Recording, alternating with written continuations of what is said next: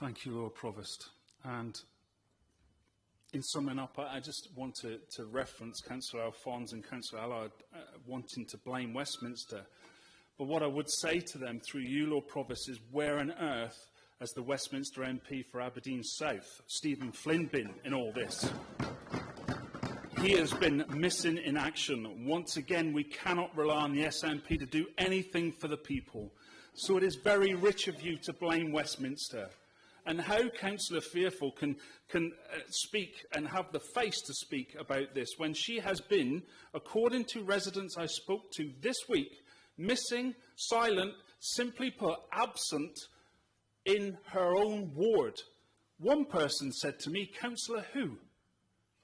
That is the amount of effort that's been put in by the SNP. I am disappointed that Councillor Van Sweden used valuable time to promote independence, an example of the disrespect the SNP have for the Balnagask residents.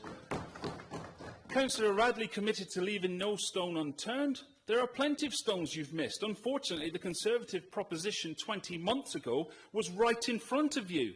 You missed it then, but now you've come up with this new plan.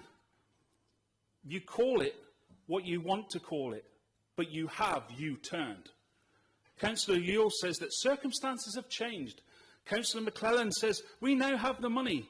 You can never say you didn't have the money. No, never. You've put council tax up by 10%. You're spending £50 million on a play park at the beach. £100 million on 200 yards of repaving Union Street.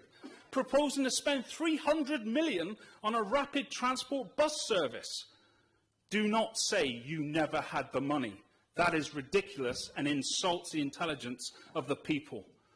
Let me take this opportunity to mention Liam Kerr, MSP, who has kept this in the spotlight at Holyrood and has championed the Aberdeen RAAC campaign for most of the last 2 years.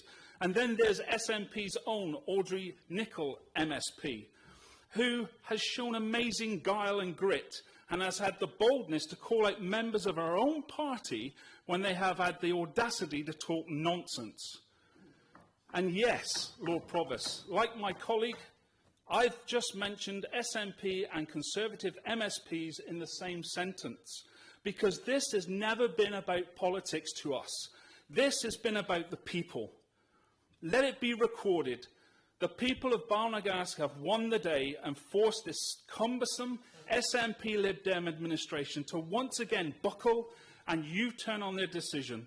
With the help of so many like Lindsay Bruce and the P&J, our Balnagask residents have done more than show patience. That is insulting to thank them for their patience. At much personal cost and loss, they, not you, they have won.